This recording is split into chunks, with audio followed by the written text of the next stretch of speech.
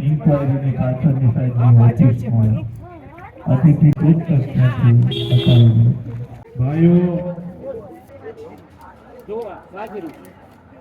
આ કડિયલ દૂધ છે. લોખંડના કઢાઈમાં ધીમા તાપે બનાવીએ છીએ. ગાયનું દૂધ, આમાં કેમિકલ વગરની ખાંડ, આમાં આપણે કેસર, એલચી, જાયફળ આ નાખીને તૈયાર કરેલું છે. ધીમા તાપે બને, તાજું ગાયનું દૂધ છે.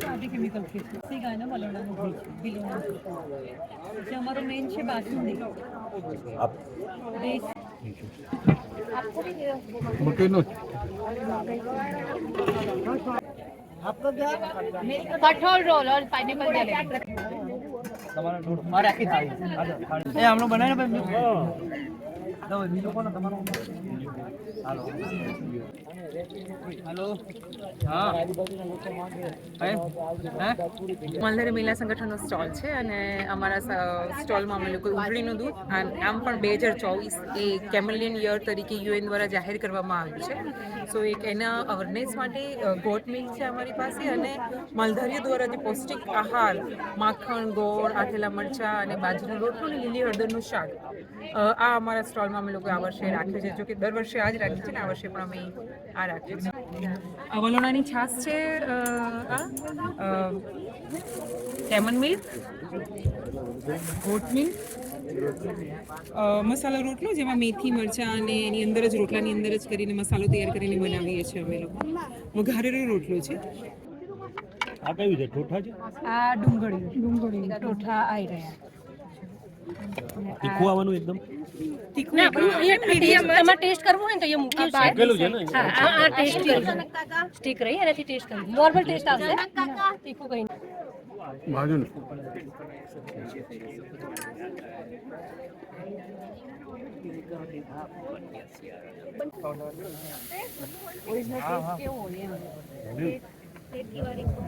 કસ્ટર્ડ પાવડર કલર વગર તાજો ને ફ્રેશ ફ્રૂટ આઈસ્ક્રીમ જોવા લાયક ખાવા લાયક વસ્તુ છે સાહેબ.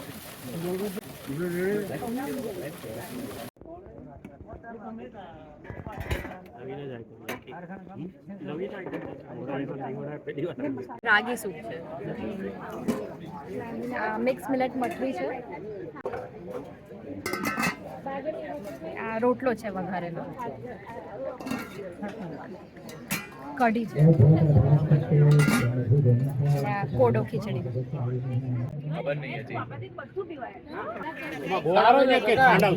ગોળ આવશે ગોળ.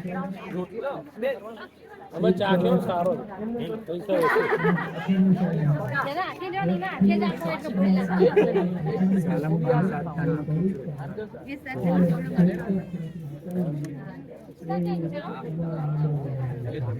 પૈસા મને આપી દે પાછા અડધો કરી નાખ ને વાંધો નહીં એનું ભાવે આપણું છે. હા આપણું છે. એમના આવી ગયા પૈસા. Thank you.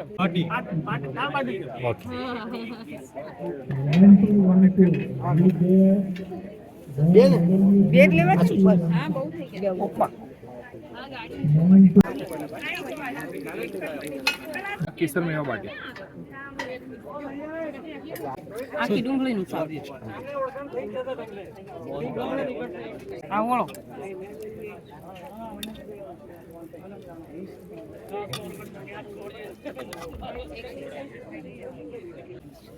આખા રીંગણાનું શાક.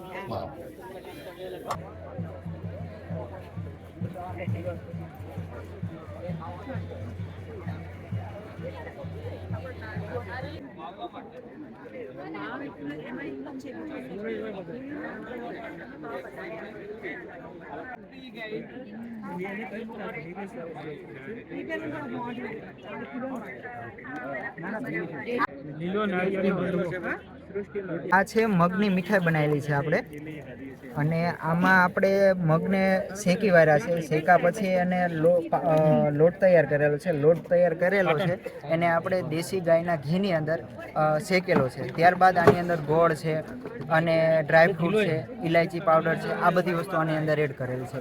બાકી આમાં કોઈ ચણાનો લોટ કે કોઈ બીજું કોઈ પ્રિઝર્વેટિવ બીજું કશું નથી.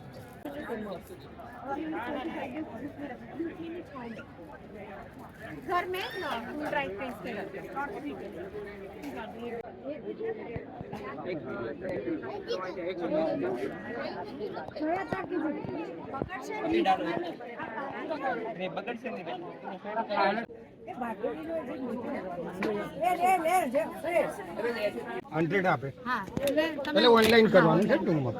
સાત્વિકમાં તમારું સ્વાગત છે. અમારો સ્ટોલ નંબર છે 47 નંબર.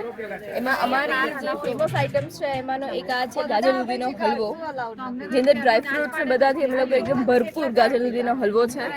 પછી બીજું છે અમારું એ પોટલી ઢોકળી છે, અમારી અહીંયાની એકદમ ફેમસ અને બધાને બહુ જ ભાવે એવી સ્વીટ અને સ્પાઇસી. જો આ રહી આ ઢોકળી ઘઉંના લોટની પૂરી બનાવીને એની અંદર લોકો સ્ટફિંગ ભરીએ છીએ. એની અંદર બટેકા, વટાણા અને શક્કરિયાનું સ્ટફિંગ ભરીને અમે લોકો એને આપણે તુવેરની દાળમાં મૂકીએ છીએ. એટલે એનો ટેસ્ટ અમારો ગળ્યો અને તીખો બંને મિક્સ ટેસ્ટ આવે.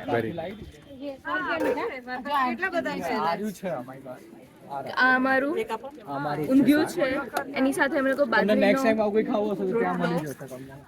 અને ઊંધિયું પ્લેટર આપીએ છીએ. આ અમારો સાદાનો વઘારેલો ખીચડો છે, જેની અંદર દરેકે દરેક ધાન અમે લોકો આની અંદર નાખીને એની સાથે અમે લોકો બધું વેજીટેબલ્સ નાખીને અમે લોકો આને વઘાર કરી દઈએ છીએ. પછી આ અમારા એકદમ તમતમતા બધા મરચા, ચટણી અને એની સાથે અમારા બીટ પાલકના થેપલા છે, થેપલા, બાજરીનો રોટલો. અને આ અમારું સાલમ પાક છે, જે વિન્ટર પાક છે કે તમે વિન્ટરમાં આને બહુ સારી રીતે ખાઈ શકો છો અને આ ઉપવાસમાં પણ તમે ખાઈ શકો છો. આની અંદર સાલમ, દરેક વનસ્પતિ, ગરમ મસાલા અને દેશી ગોળ અને ગાયના ઘીમાં બને છે. રોટલો છે, સાલમ પાક, વઘારેલો સાદાનો ખીચડો, પોટલી ઢોકળી, મરચા, ગાજર દૂધીનો હલવો, ઊંધિયું, ગ્રીન ચટણી ફુદીનાની અને એની સાથે બીટ પાલકના થેપલા. આમનો સાત્વિકપુર ફેસ્ટિવલમાં બેનનો સ્ટોલ હોય છે.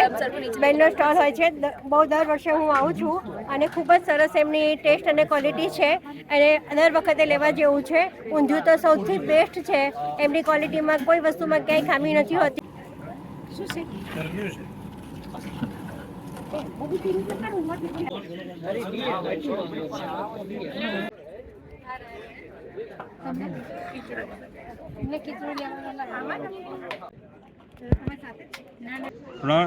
આપણી પાસે અલગ અલગ ફ્લોરા એટલા માટે છે કે જે બી ખેતરમાં આપણે આ હનીની બી આઈવ્સ રાખીએ આ રીતે, તો એના જે પાક થતો હોય, ધારો કે અજમાનો પાક થતો હોય તો અજમાના ફ્લાવર ઉપર બી બેસશે અને એનામાંથી જે હની નીકળશે, એટલા માટે બાય ડિફોલ્ટ એમાં અજમાની ફ્લોરા આવશે અને અજમાના થોડા બેનિફિટ બી આવી જશે.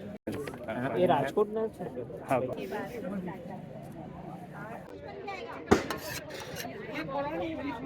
અમારો માલધારી મહિલા સંગઠનનો સ્ટોલ છે અને અમે છેલ્લા 5-1 વર્ષથી આમાં ભાગ લઈએ છીએ.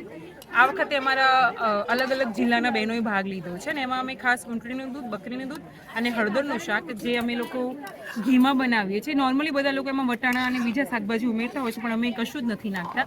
પ્યોર જે હળદર હોય છે એને ધોઈ, છીણી, સમારીને ઘીમાં શેકીને એમાં ગ્રેવી કરીને ટામેટા, ડુંગળીની અને લસણની, લીલા લસણની ગ્રેવી કરીને અમે હલ્દીનું શાક બનાવીએ છીએ. અને શિયાળામાં આપણે બધાને જ ખબર છે કે હલ્દી છે એ બહુ પોષકક્ષમ હોય છે અને એમાં લીલી હળદર તો ઘીમાં સાતળી તો વધારે સારી. તમે એ પ્રકારનું શાક અહીંયા